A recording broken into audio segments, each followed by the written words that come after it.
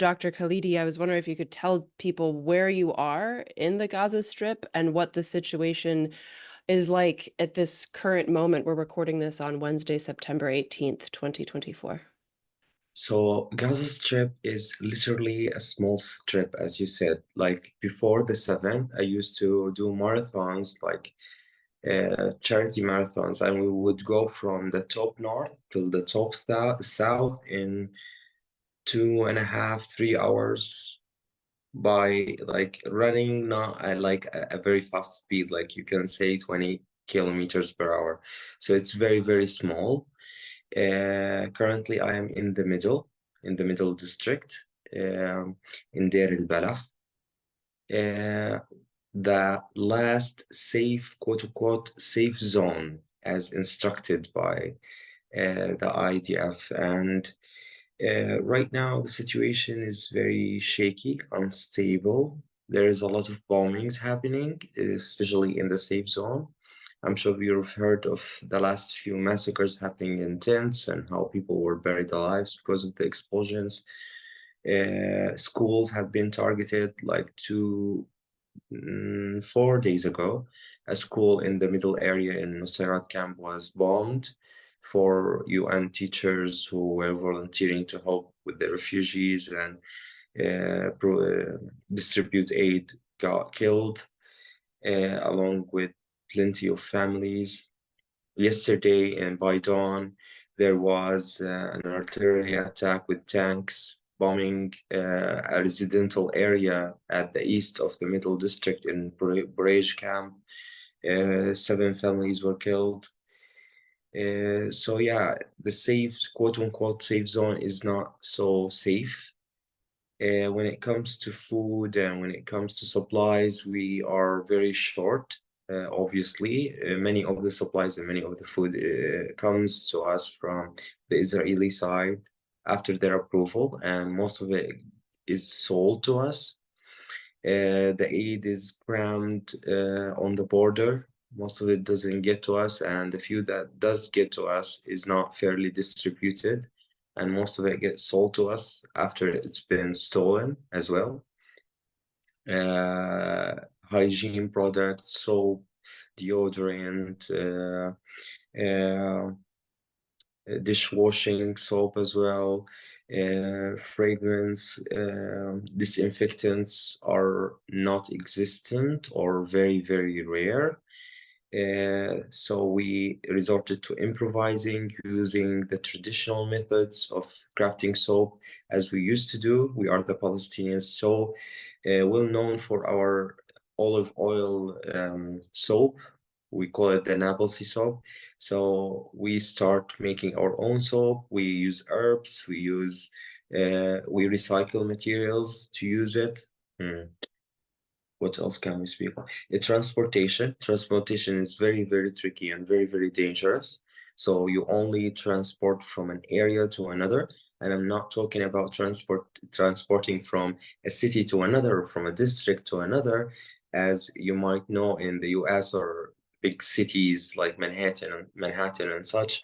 No, transportation is literally on your perspective, is from going from a block to another. It's very tricky. We are allowed to transport or walk uh, in day hours only. After the sun sets, nobody is allowed to leave because they will be targeted immediately for suspicion, quote unquote. And transportation methods are very primal and very primitive. Donkey carts, bikes, some of the cars that work on what we improvised as car fuel, which is made of vegetable oil and thinner solvent that we used to use as paint. So we use it as fuel as well.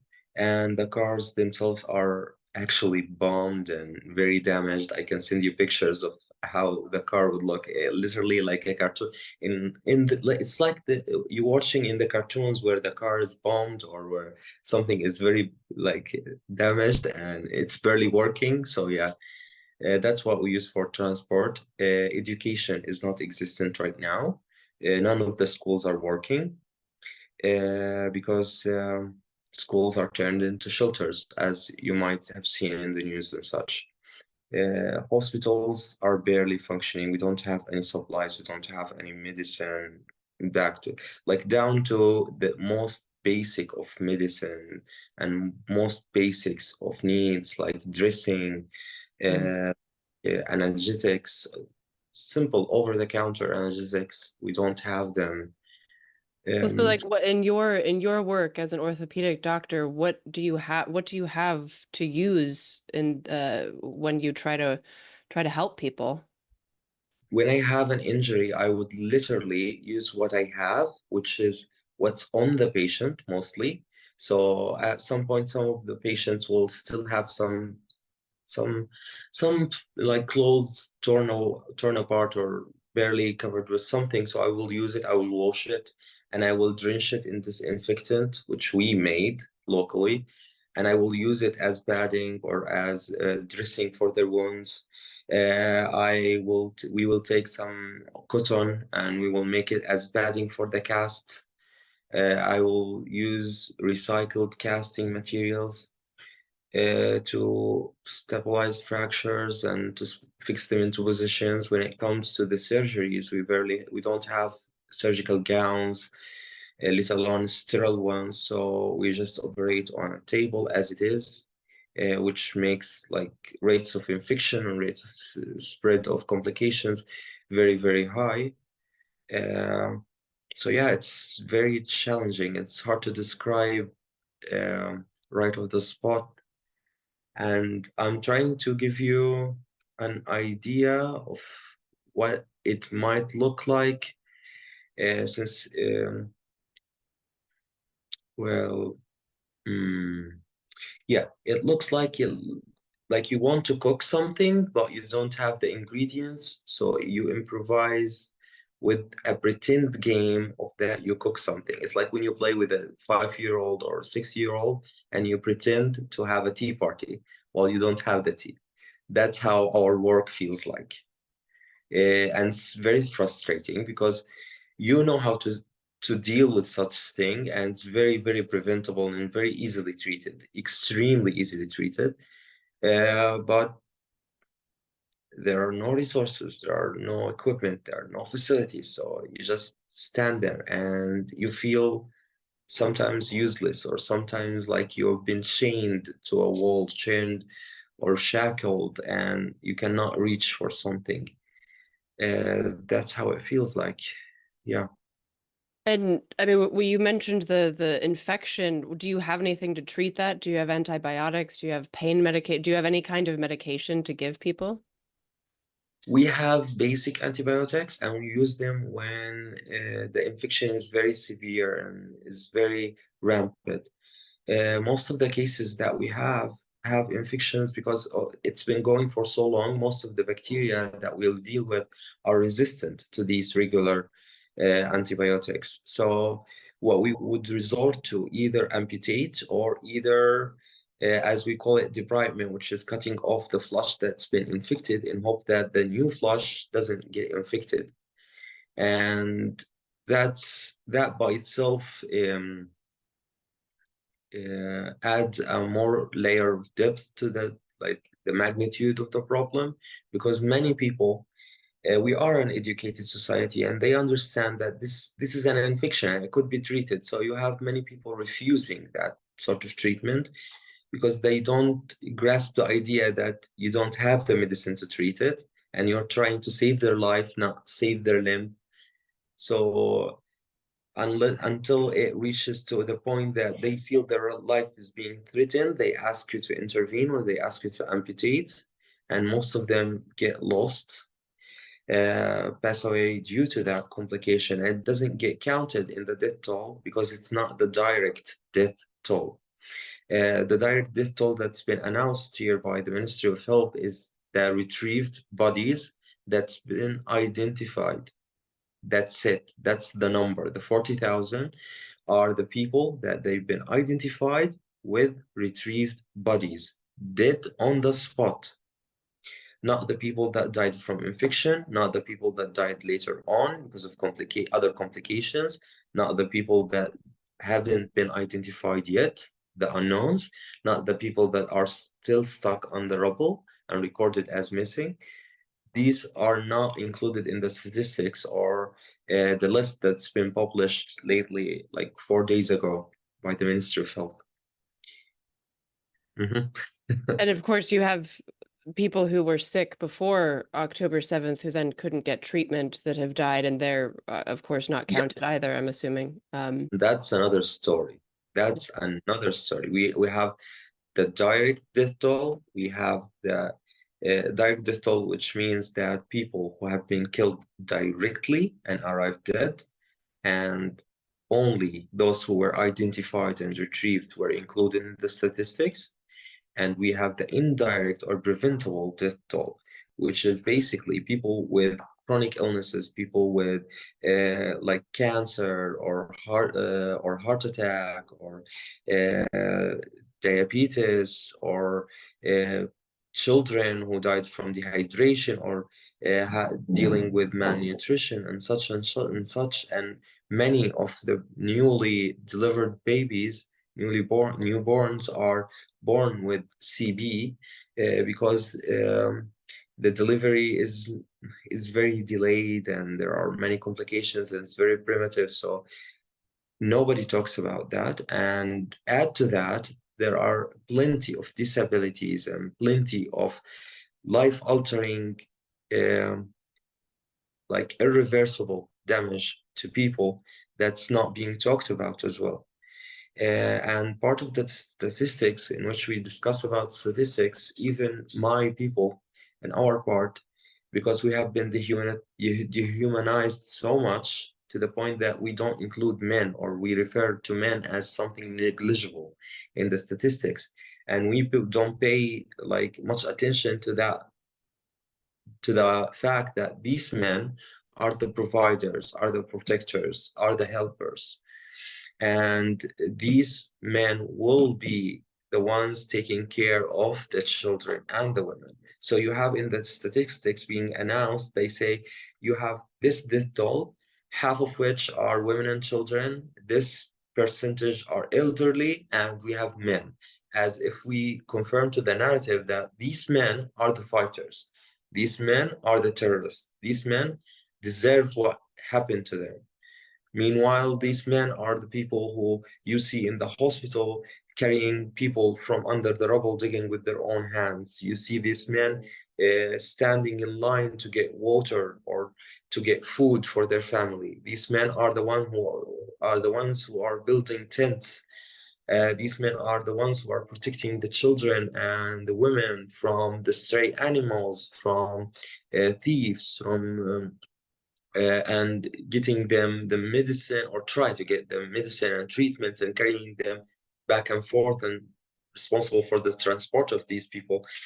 So that's another issue that nobody talks about it enough, which is the men of Gaza. Because to confirm into the narrative that these men deserve what goes into them is to affirm to the fact that yes, there are people fighting back, or there are people attacking, and they have the right to defend, and such and such. And that argument, which is invalid and not true whatsoever. Thank you for highlighting that. I've long felt that it was really disgusting that we did not talk about the men or even boys of Gaza. It was just kind of glossed over in a very in a very dehumanizing way. And I wanted to ask you a bit more about the supplies. You said that Israel has to confirm whether they can come through. Where do they come through? And are there any ways to get supplies that don't come from Israel, like the Rafah border with Egypt? Like, are there other ways that you are able to get supplies? Not nothing at all. Right now, as you can tell, like Rafah has been taken over, and the northern border has been taken over, and it's literally an enclosure, very like a prison enclosure, or literally it's a concentration camp. We're not gonna sugarcoat it. It's a concentration camp. and nothing gets in, nothing gets out unless the IDF approves it, including supplies, including aid, including medicine, including the people that come in and go out. And currently, nobody gets out unless they are within a medical mission in coordination with the WHO, or unless they are cancer patient or severely wounded children. And that part of the severely wounded children, we're going to talk about it later, has many concerns about it. When it comes to supplies, as I told you, nothing comes in unless it's approved by the IDF. And most of it are supplies that are not essential for survival. Like you will see sometimes they send us ramen noodles, instant ramen noodles, packets to feed on, which is literally cancer, as they say. It's toxic. Many of the canned food is only would expire, like the canned food would expire within 2 months or 3 months. So you don't have the chance to save up, or you don't have the chance to store it. Sometimes they will send us frozen chicken wings or frozen meat, and they know it's very sadistic because they know we don't have fridges. They don't know we don't have electricity. So that meat has to be eaten within a day or within 2 days. Sometimes they will send you a deodorant, but they don't allow soap, for example. Sometimes they allow perfumes, but not detergents, not disinfectants. Sometimes they send fruits, but they don't allow vegetables. Sometimes the other way around. So it's literally a game for them. It's a game, and we deal what we have. We learned how to preserve food the old method of way. We learned how to store. We learned how to exchange between one another, and that's how we deal with it, with the supplies. But no, nothing comes in, and the supplies that we receive are being sold to us with 10 times or 10 folds the price. Like a bar of soap is approximately $7. Shampoo will cost $50 to $60. What else? Vegetables. Okay, so pricing, there's a point that I will have to note and tell the people abroad about. We have two situations here in Gaza Strip. We have the north of Gaza and we have the south of Gaza, and they are separated. The north of Gaza is million times harder to live in than the south of Gaza. The north of Gaza, when it comes to goods, they don't have anything. Like barely they will get a truck or two every month or so. And the prices there are 100 times than the prices in the south. So the north of Gaza, a tomato, one tomato will cost up to $30 for someone to get one. In the south, it will cost $1, $2, which is insane for one tomato. But this is what we have, and we have to survive. But in the north is absolutely starved to death. And it's part of the sadistic psychological torture that they put on us, in which I am in front of the world. I am allowing them food. Let them eat food. Oh, look, the tomato in the north is rotting. They eat so much that they don't need that fruit, let alone they don't tell the world that this tomato is literally $20 or $30, and they cannot sustain to have a tomato for the whole family. So that I don't think many in the world understand, that this is two situations. One is more severe than the other. It's like the bits of hell. The more north you go, the deeper in hell you go. So that's about the price tag and the supplies. I hope that answer gives you an idea. But if you have, like, if you need more intel or more Yeah, explanation, that absolutely helps. And you had mentioned that you wanted to come back to the point of severely wounded children, and I was hoping you could yeah. describe that a Yeah. bit more. So here's the thing. Because I am in the hospital and I deal with many severely wounded children, we have this term in Gaza and Gaza only, and we've been having that term since 2008, from the first ever aggression. We've had so far 9 to 10 aggressions each and every time, every few months to few years. They will have a very, like, they call it war. They call it war, in which the planes come and attack and bomb and kill people, and it's referred in their own terms as mowing the lawn, in which they kill some of us so we don't overpopulate, to save us from uh, uh, overcrowding in the beautiful prison that they put us in. Uh, so the term wounded child, no surviving family means that the child has been severely wounded and they are the only survivor or the sole survivor of the family. These children are being taken out for treatment, further treatment by NGOs, by institutions, under the approval of the IDF.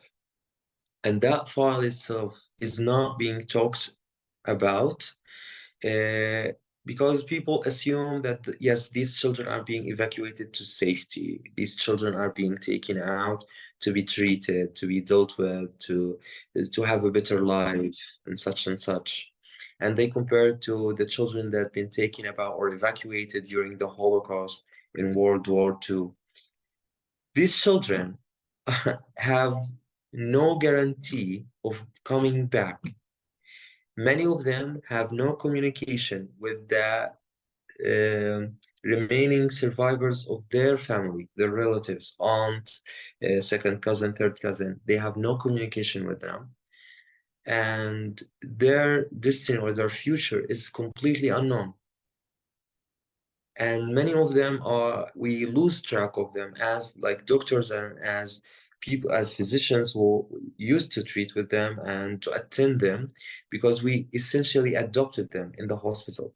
Many of the children became our own, in which they live with us in the hospital. We share the food with them, we laugh with them, we play with them, and such before they were taken away. And after that, neither us nor anyone would have direct contact with them. Sometimes children with like, you have the mother severely wounded, not approved to come have treatment, to go have treatment abroad, and the children is taken away from her, but they have no connection or no means of communication between them. And that's very concerning, because it's paraded as like a virtuous act, while in fact we have no idea what's going on. Are these children being taken, being trafficked? Are these children being taken to be raised up as people from another society? Or are these children aware of their own origin, of their own history? And that tracks back to the history of many cases of ethnic cleansing, in which these children, because of their they are precious. I'm sorry, there was a bombing. So um, so these children are being taken away because they have very precious DNA or genetic makeup. That genetic makeup could be used to justify the ancestry of a certain population that's sent to ethnically cleanse the original indigenous population. So when we have these children being raised of a certain, like of an Israeli origin or something like this there, and we like do a study of, okay, the genetic makeup, and they are the Semites, they are the indigenous people, and that's very dangerous. And it's been used in America, it's been used in Canada, it's been used in many places in which you have people claim to be the indigenous or the original people of that land. um, and you have the route of child trafficking and the horrors that go with child traffickings, in which you don't know.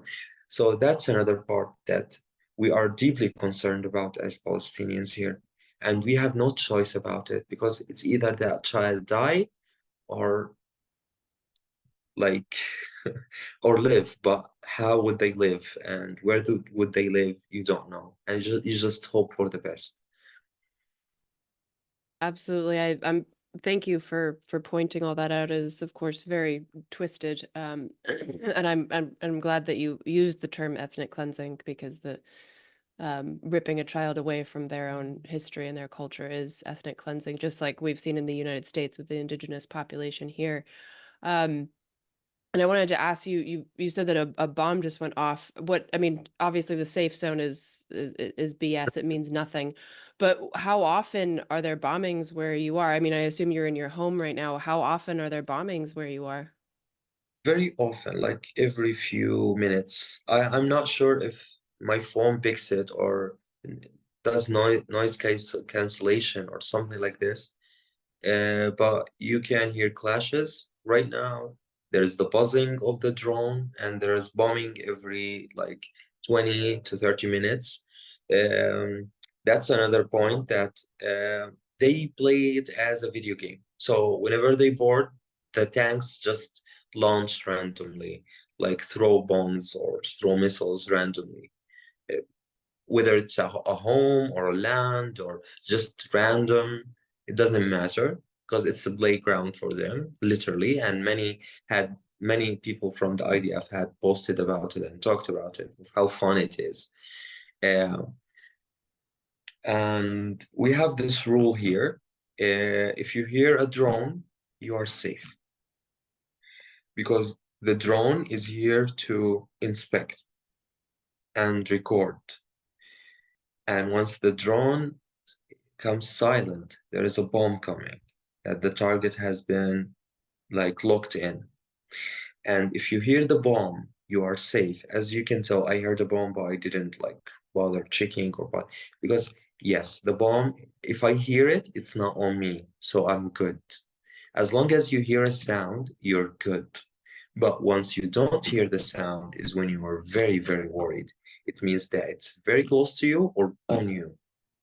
And people who have survived always tell us that, okay, I will be sitting and I will just hear like uh, an air vacuum kind of sit like this sound, and I will go blank and I will wake up in the hospital or wake up by people pulling me from the rubble. And that's, or you wake up in heaven, one of the three. So that's our rule. If you hear a sound, you're good. If you don't hear a sound, be worried. Um, And to teach that to a child, that's another story because um, I don't know how like our children grasp it or our children views it, but they know this rule very well. And I'm telling you this rule because we simplify it to the kids to not be worried. Okay, you hear the sound? Good. But if once the drone comes silent, you have a child, your child or your cousin or any child in the hospital rushing to you and hugging you and telling you, I love you. Can I come or sit next to you? Because they know once things get silent, there is something dropping. And that's how the children deal with it, or how the children survive this. Not survive, but like I don't know a better term to say how they go through it. But yeah. They cope, I guess. But I wanted to ask you about that too, because I saw a video where you were where you were speaking about the difference between post-traumatic stress disorder and chronic stress disorder. And I was wondering if you could share a bit about that. So in psychology, I had a diploma in psychology, trying to help the people because we are in dire need of something called psychological first aid, which is how to make people at least calm down during high stress situation or a panic attack. And one of the concepts that are like very common, pretty common, commonly known in the world for not even people who are very well oriented in the world of psychology or the science of psychology, is post-traumatic disorder, a PTSD. But it's rarely talked about when it comes to it happening over and over and over, with the stress or with the threat being persistent for a long period of time. So a PTSD is when you deal with a trauma, you have a stressful situation, and after that, your brain start to process it because it wants to heal from it. So you start to process it, and that comes in with the symptoms that should have been happening during that instance. And you try to, like, you start healing and you start acknowledging, facing your fear, dealing with the trauma, having closure, and such and such and such. When it comes to continuous stress disorder, continuous traumatic stress disorder, sorry, when it comes to that, the threat is persistent. And you have a trauma after trauma after trauma after trauma. So after a while, your brain becomes so used to high levels of stress hormone, which is cortisol, and it becomes pretty much dependent on it. And the centers of the brain or centers of your psyche and the parts of your psyche, sorry, that are responsible for healing or processing such events becomes less and less active and less prominent. So your perception of reality and perception of what goes on becomes dulled and numb. And that's what you see with people who have been through prolonged period of conflict in conflict zones. And that plays a part of why you notice many Palestinians and many people of Gaza are so convinced that they are helpless, so convinced that they are of less value, so convinced that they have no potential, so convinced that they cannot live the life of the other people that live abroad. And that creates a society that's been internally dehumanized, not just externally. And part of it are like the symptoms of it that, as I told you, you have our government or the people of the Ministry of Health not acknowledging men as men. Is because they have been so psychologically abused, trying to prove that they are human to the point that they gave up on men so they can prove to the people, to the world, that yes, okay, men done case, we are over it, they are terrorists, kill all the men, at least save the children, save the women. You have them saying so. You have people working here feeling the need to perform like animals in a circus to garner attention and to garner support or to garner like financial aid or something like this. So you see people posting their children dancing, posting their children laughing, trying to confirm to the narrative that they are the resilient people, the people of hope, the people, the underdogs and such, so they can have that support. Like I posted it shortly, like this noon, I posted two videos in comparison. One of the videos are a Palestinian man who created this beautiful tent. It's a beautiful, beautiful tent. And he planted a greenery and he groomed the trees around it and made it look like a camping trip for his children. And it had so many shares and so many positive comments, justifiably so. But does like that on itself is concerning because people will praise something that makes them feel comfortable rather than face the fact that this tent, the same tent, the video after it has no attention whatsoever, but it's in the same encampment, the same type of tents, and it's been worn out because of prolonged sun exposure for the past year, and the sun is very harsh. We live in a shore, and because of the exposure of the salt and humid air and such, you see the plastic ripping apart and falling apart.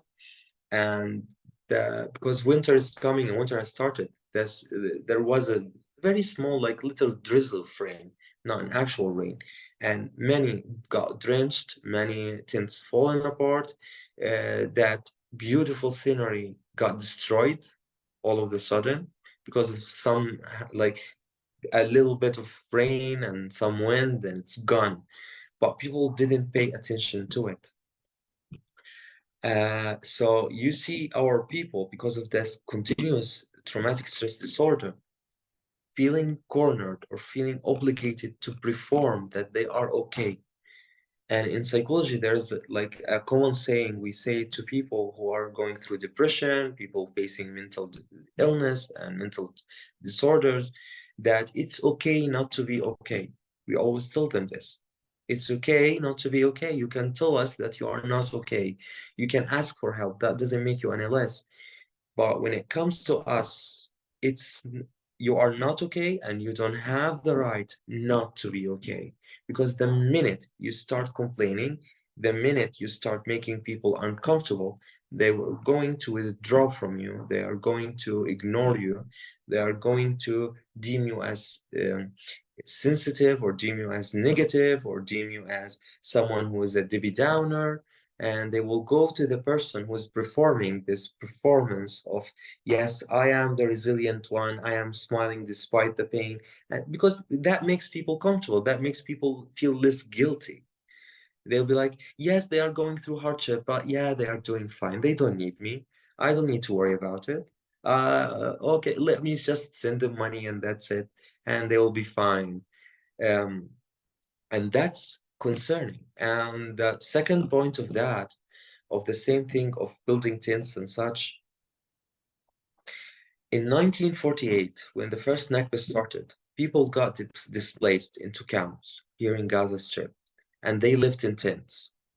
And because it was going for so long, these tents couldn't stand the rain, couldn't stand the sun exposure, couldn't stand all the environments and such. So people started building houses, and these houses turn into actual buildings, and actual buildings turn into cities.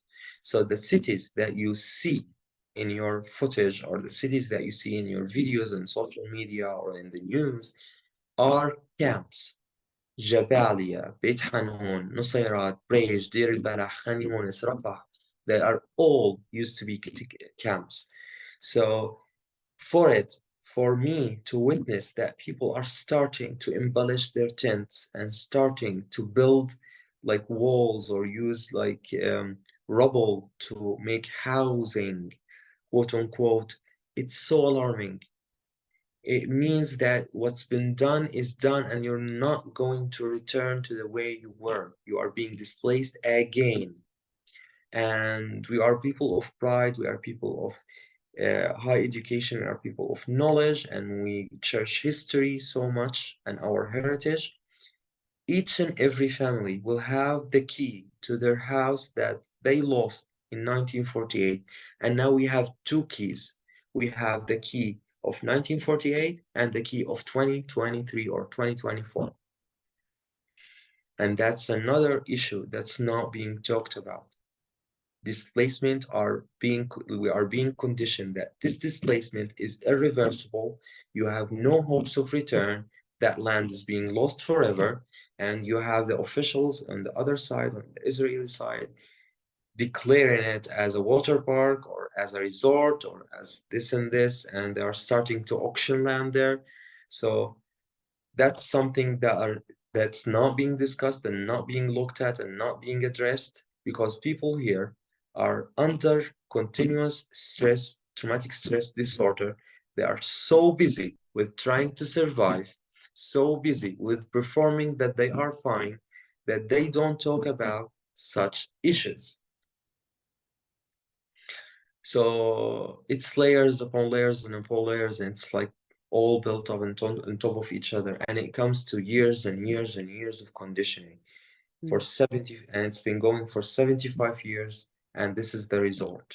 You see people like taking advantage of the chaos that goes on, and that's no part of our tradition, no part of our history, no part of our pride or culture, to start to create like scam campaigns, or create or steal from one another, or perform gangs and such.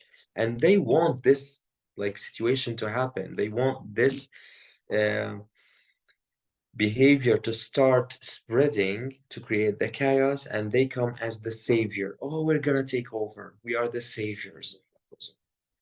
And we've seen it, we understand it, and because we've read and we've seen events before in other nations with many native people, we try to prevent it, we try to talk about it, but it's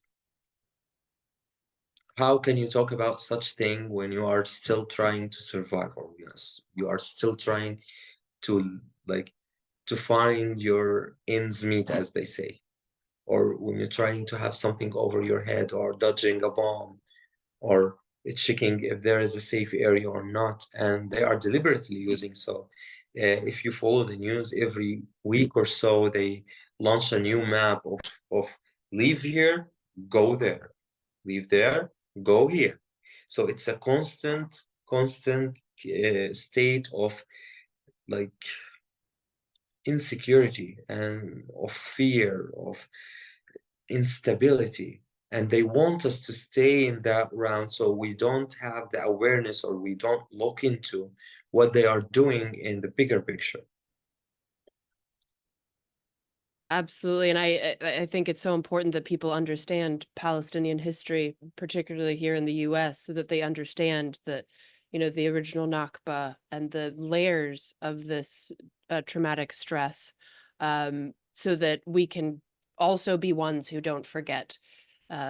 Because I think that is our job, especially as people in the United States. And um, I don't want to keep you too long, because if you don't have to save lives, I imagine you do need to try to sleep, or be with your family.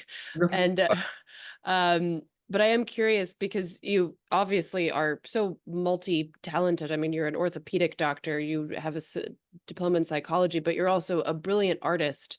And I was wondering if you could talk a little bit about how you've used art in order to keep stories alive, when you can't keep people alive.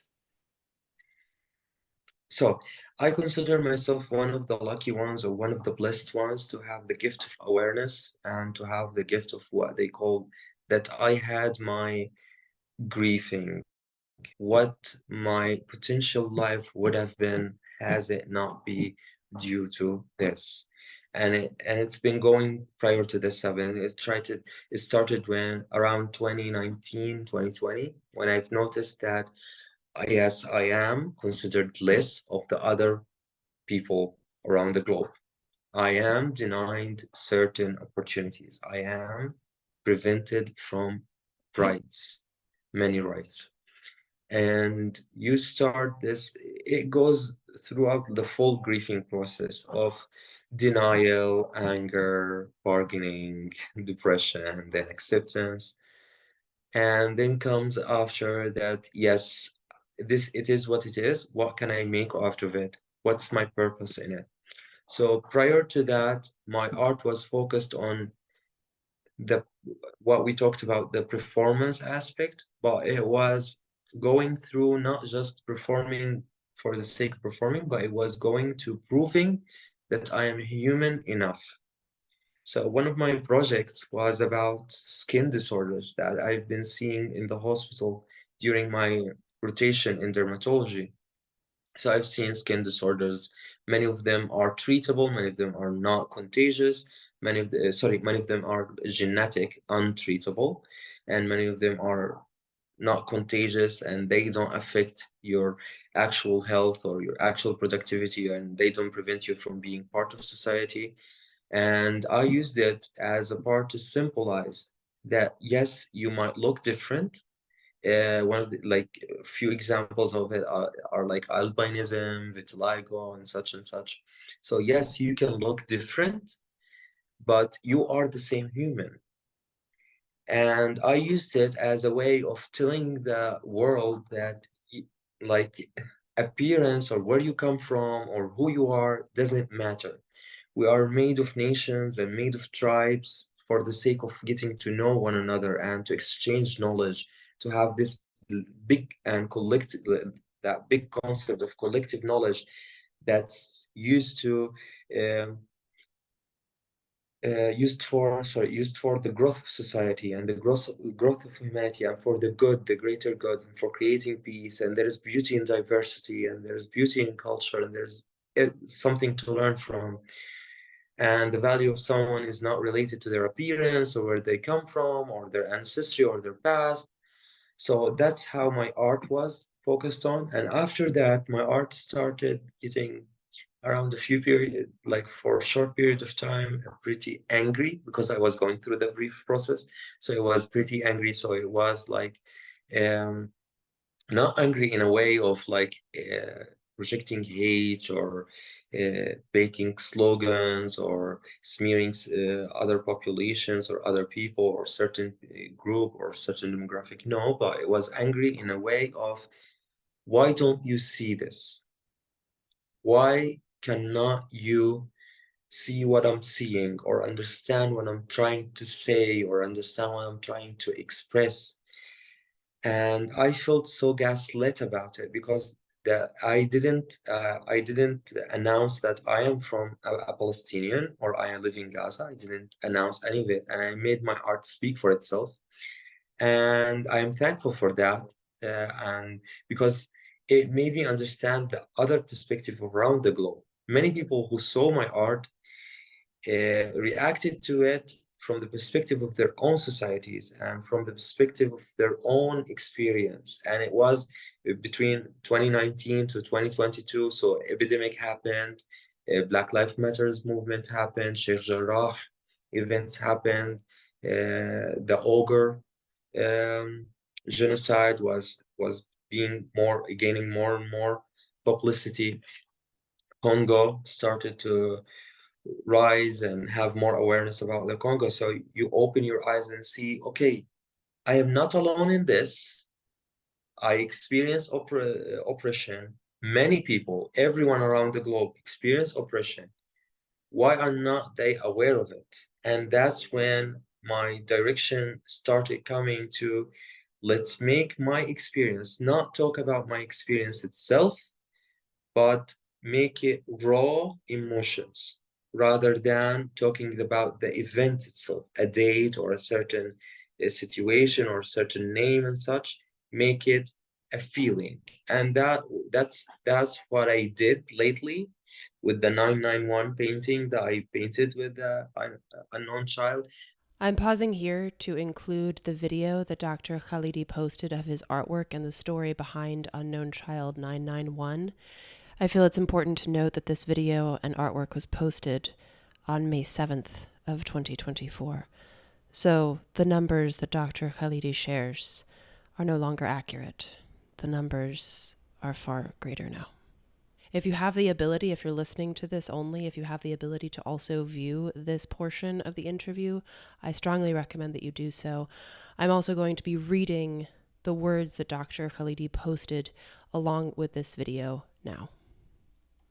Blood samples labeled unknown 991. 991 was a young boy, unalived during a carpet bombing. He took his last breath as I was checking his pulse. All we know about him is male, 9 to 12, died in airstrike. No one knew his name. His whole family was wiped out, along with most of the neighborhood. This is what happens during carpet bombings, in which a whole residential complex or neighborhood is bombed all at once, killing hundreds and injuring more. 991 passed away before we could send his samples to the lab. 991 was left on the cold floor for 3 hours with nothing by him but his samples before they took him to the morgue.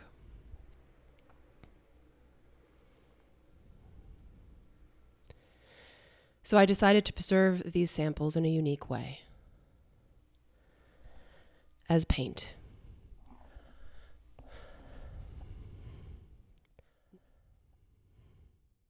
"991 is one of 48 kids that have passed away in my arms during the past 200 days, still counting. I've become very familiar with what the last breath looks like.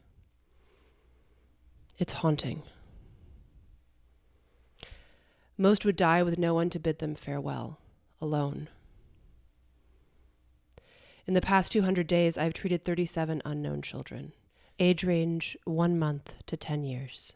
These children are sole survivors with no family left. Over 40,000 souls taken away, of which 19,000 children. Not a single funeral, most buried in mass graves. It's a privilege to be buried, as many are stuck under the rubble. Some had their bodies eaten by stray dogs and cats. And that's the story of the unknown children of Gaza. 991. So I didn't want to put photographs of the child or say that this child had this and this. I want people to be uncomfortable and to understand what it's like to lose your child. Not only lose your child, but your child is going to die alone. And what's your actual reaction about it? Are you going to react as, yes, it's yet another number, because that's how you deal with people, with dehumanized societies, such as us, such as people in Congo, people in Sudan, people in the Ogre, in Ukraine as well. People, they are just numbers. You see it had moved from numbers to estimated numbers even. You see in the news an estimated 15. What about the 16th or the like? Are you just estimating? These are like, and I want to try to deliver that emotion.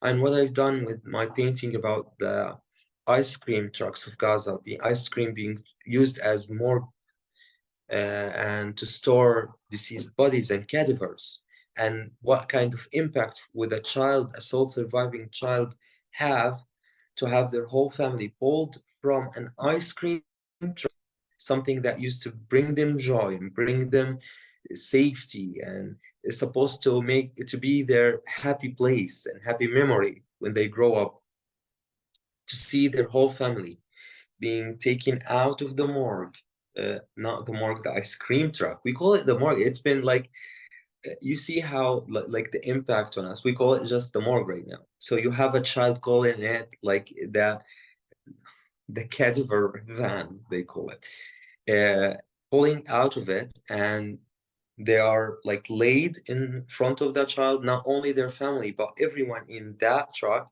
in hopes that the child will recognize some of them. So you have children looking at dead bodies, not only their family, but other people. And they are not dead in the sense that we see in movies and such, like peacefully of natural causes dead, but mutilated dead. So that's what I'm trying to express during my art right now, is to never forget, never forgive, and never again. We want to break that cycle. No matter what, we want it to end with us, and no other people after us have to experience such, because the damage has been done, as you can tell, and as we are speaking, the damage has been done psychologically, physically.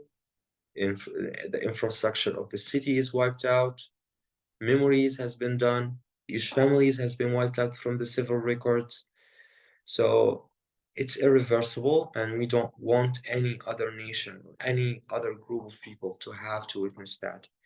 And that's what I'm trying to express in my recent art project, and my direction with art is just, oh, like I want the world to understand. I want the world to be accepting of the idea that emotions such as sadness, grieving, anger, disappointment, fear, I want these emotions to be normalized. I don't want them to be something that's uncomfortable for people, like for people to just ignore or to escape from, or to seek to heal from.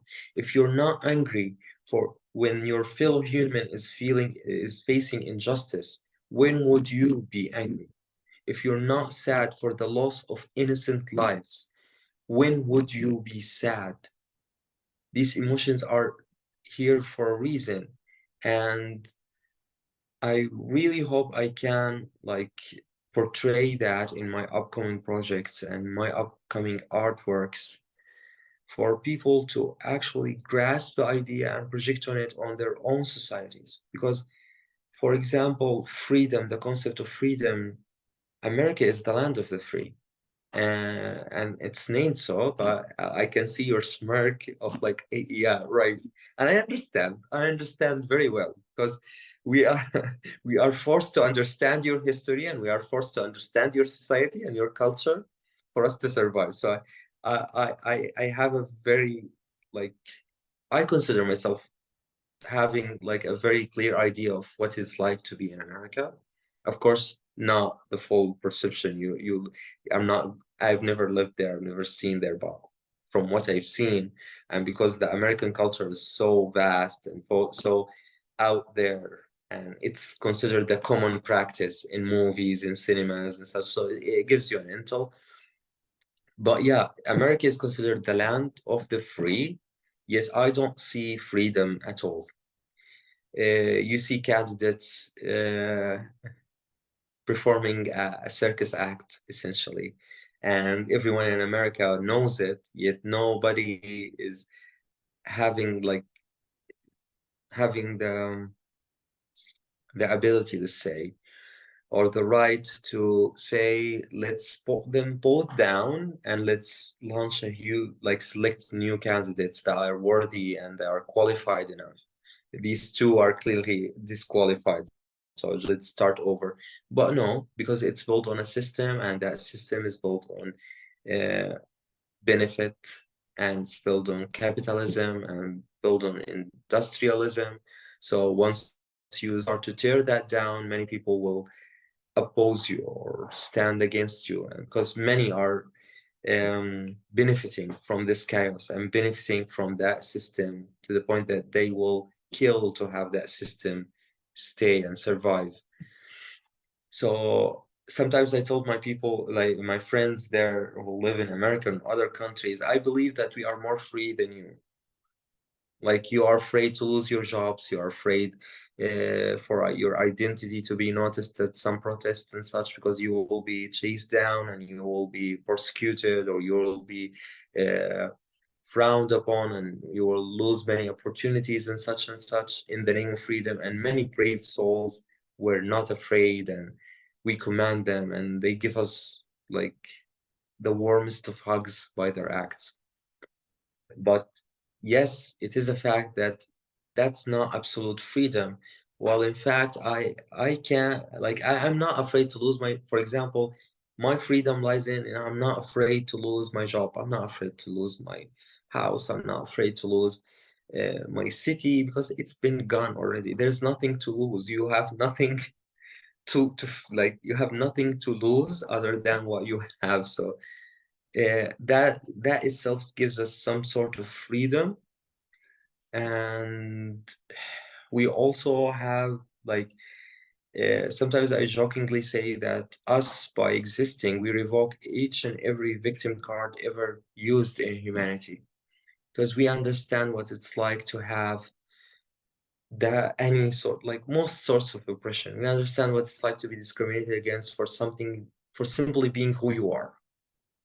We understand what it's like to be discriminated against for your religion, what it's like to be discriminated against for your ethnicity. We know what it's like to be treated as a slave, to work for nothing except to get some crumbs of food, to be treated as a number, to not have a name, to uh, be treated as a subhuman, to be referred as an animal, literally.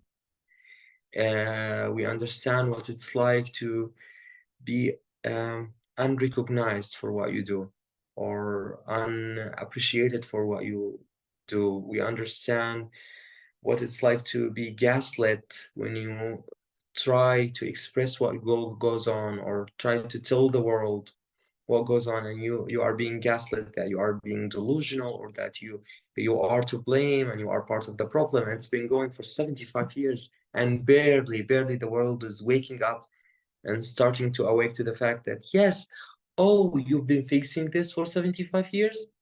You have been occupied? You are being ethnically cleansed? Oh, yes, we have been saying so for 75 years. We have been screaming about it. We are constantly being said, oh, it's too complicated of a topic to be discussed. It's too political. you are to blame. You are the ones who don't want the peace. You are the ones who are not giving in. You are the ones who are being aggressive. You are the uncivilized people, which thankfully there's a shift and there's more awareness about it, but it's hard to recover from at once, and change will never happen at once.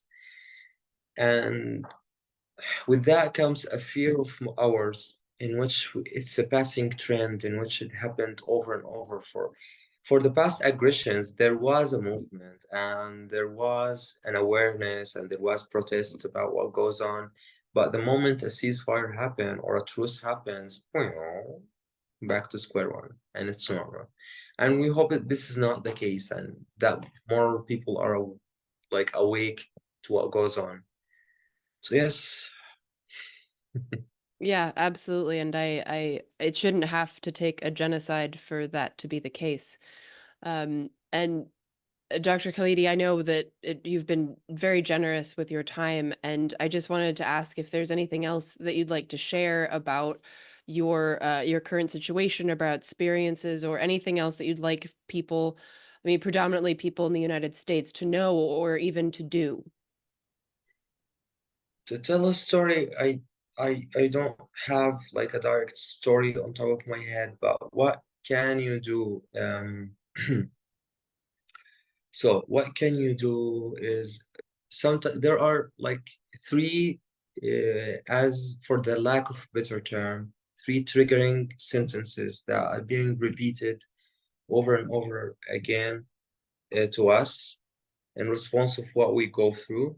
Um, and it comes from a very good place and from a genuine place of caring, wanting to help and wanting to check on us and such. But I want to bring awareness to it, that one of the sentences is like, oh, okay, I hope you are okay and I hope you haven't lost someone.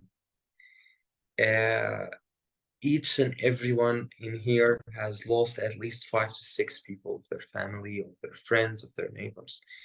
So don't say, I hope I don't lose, I hope you didn't lose someone, because sometimes it opens wounds and many haven't grieved it and haven't faced it yet. When another sentence, when people say, oh, I'm sorry I haven't contacted you for a while, or I'm sorry I haven't spoken with you for a while.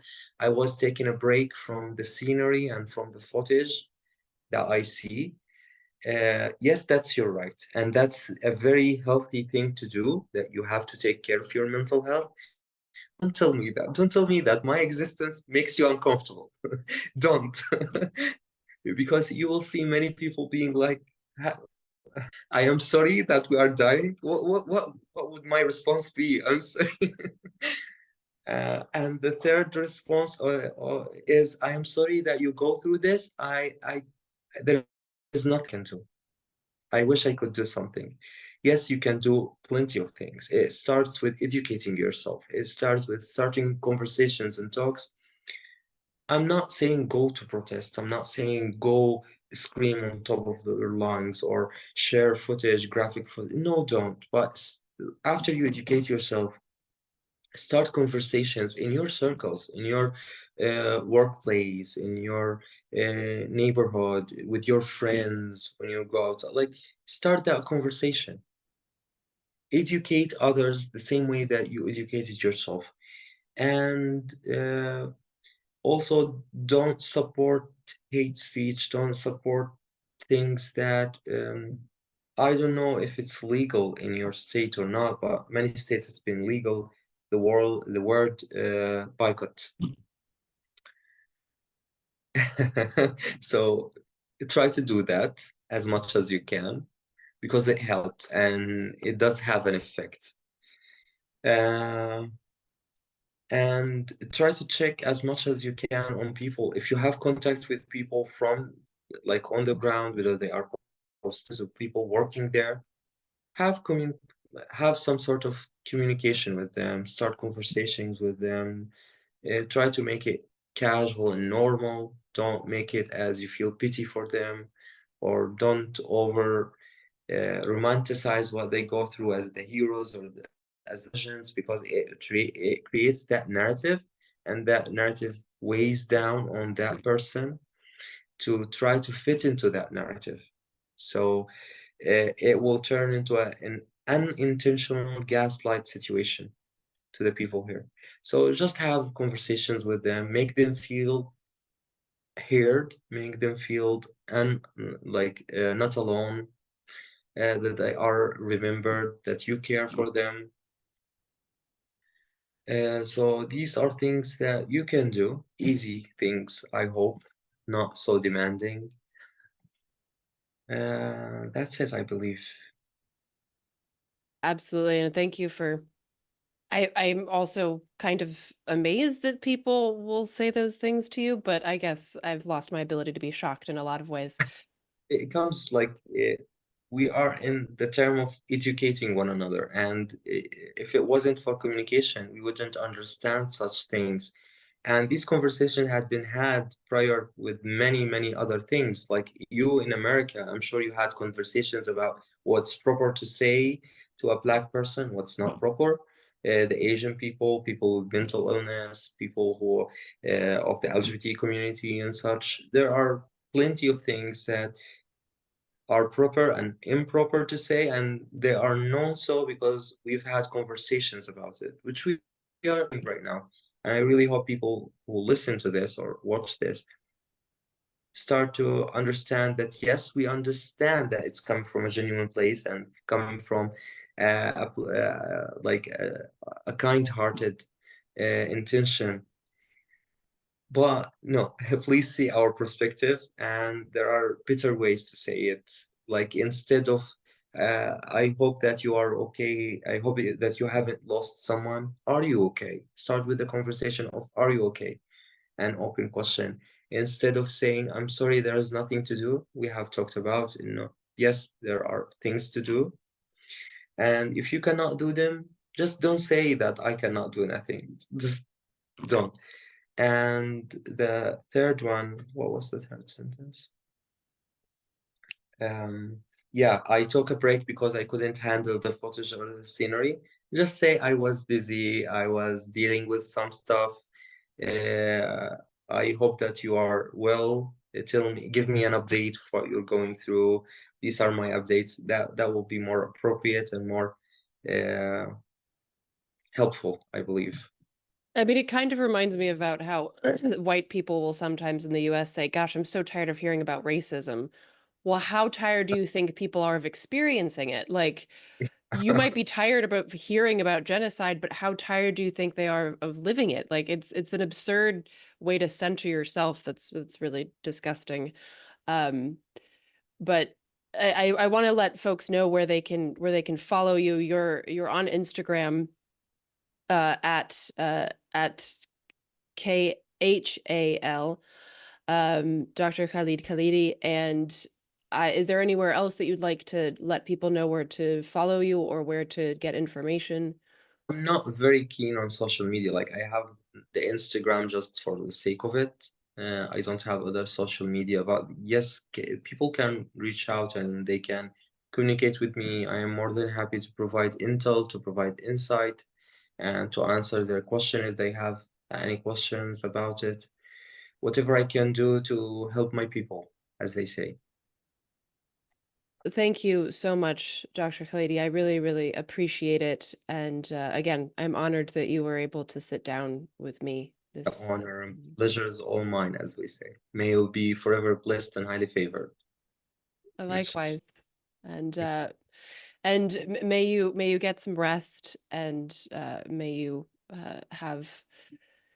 may you have many, many, many hundreds of days ahead of you of beauty and joy. We hope so, all of us, inshallah, in good deeds, as they say. Yes. Thank you for having me. Thank you so much.